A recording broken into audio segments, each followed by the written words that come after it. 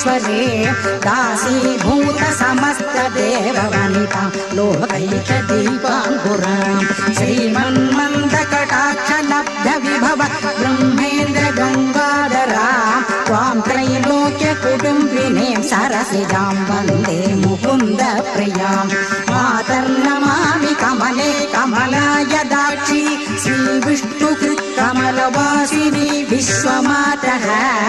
क्षीरोदजे कमल कोमल गर्भगौरि लक्ष्मी प्रसीद सततं नमतां शरण्ये त्रिकालं यौर्विद्वान् षण्मासं विजितेन्द्रियः दारिद्र्यध्वंसनं कृत्वा सर्वमाप्नोति यत्नतः देवी नाम सहस्रेषु पुण्यमष्टोत्तरम्